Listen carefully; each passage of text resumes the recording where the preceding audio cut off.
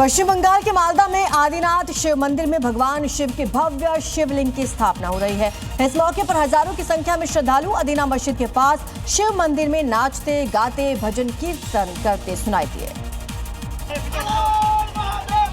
इतना ही नहीं, महादेव के स्वागत में हर हर महादेव के नारे मालदा की सड़कों पर जमकर सुनाई दिए।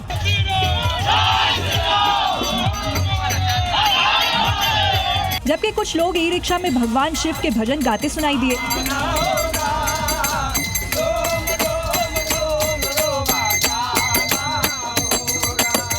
इसको लेकर मालदा में तनाव बना हुआ है, जिसको देखते हुए सुरक्षा के पुख्ता इंतजाम किए गए हैं।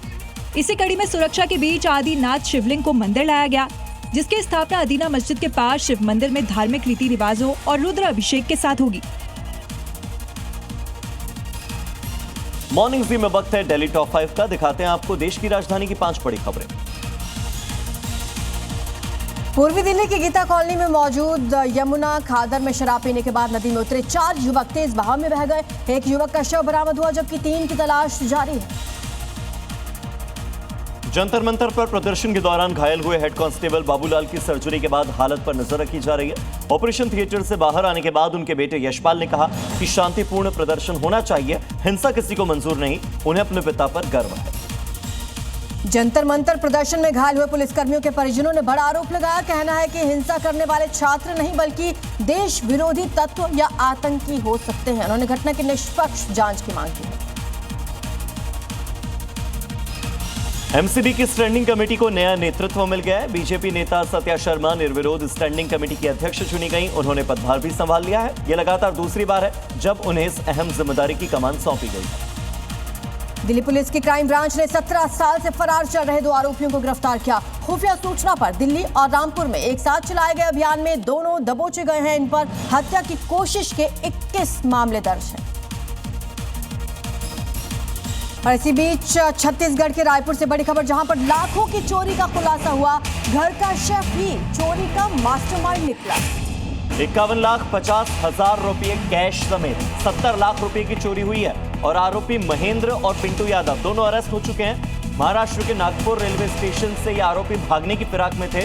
रायपुर से चोरी की नागपुर पहुंचे। जेवर, सोना, चांदी, दस्तावेज सब बरामद कर लिए गए।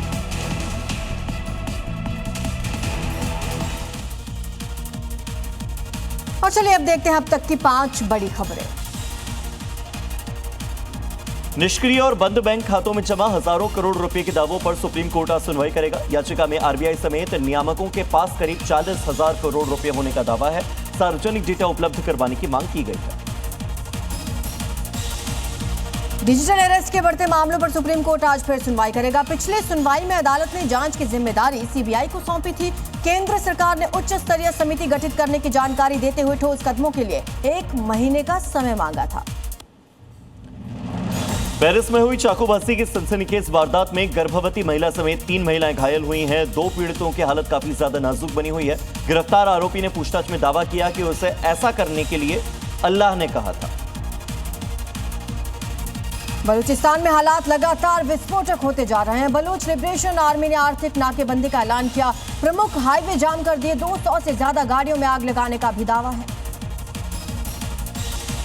कावेरी जल बंटवारे को लेकर लंबे समय से जारी विवाद के बीच कावेरी जल विनियमन समिति की आज अहम बैठक होने वाली है और बैठक में तमिलनाडु और कर्नाटक के कई जल आवंटन, मौजूदा जल स्तर और मानसून की स्थिति को लेकर समीक्षा की जाने वाली है।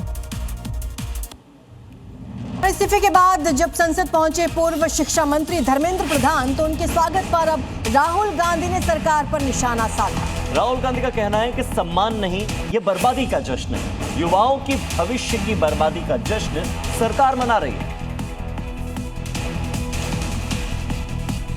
अब बात कर लेते हैं गुजरात की, जहां पर बारिश आफत बनकर बरस रही है। लगातार कई दिनों से मूसलाधार बारिश का दौर जारी है।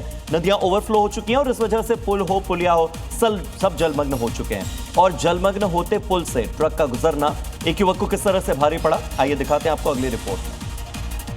और ट्रक नदी में समा गया।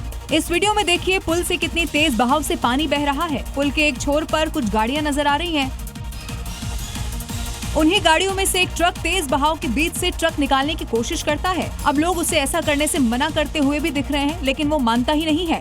ट्रक ड्राइवर कुछ दूर तक तो ट्रक लेकर आता है, लेकिन फिर उसका संतुलन बिगड़ने लगता है और फिर देखते ही देखते चंद सेकंड में ट्रक नदी में पलट जाता है।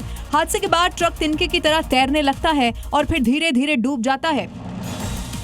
खबर उत्तराखंड से, जहां उत्तरकाशी में एक प्राइवेट स्कूल की बड़ी लापरवाही देखने को मिली। स्कूल टीचर उफनती नदी के पास छोटे बच्चों को ले गए, खतरे के बीच पाठशाला लगा दी, जिसका वीडियो भी सामने आ गया है। वीडियो में दिख रहा है कि उफान मारती भागीरथी नदी के किनारे बच्चों की पाठशाला चल रही है। सोचिए, मॉनसून का आफतकाल चल रहा है, उत्तरकाशी में भागीरथी नदी उफान पर है और इलाके में मनेरी बांध से लगातार पानी छोड़ा जा रहा है। ऐसे में प्राइवेट स्कूल की ये लापरवाही मासूम बच्चों की जान मुश्किल में डाल सकती है। अगर डैम से पानी छोड़ दिया जाता तो सोचिए कितना बड़ा हादसा हो सकता था। हैरानी की बात तो ये है कि प्रशासन लगातार लोगों को नदी किनारे नहीं जाने की सख्त हिदायत दे रहा है,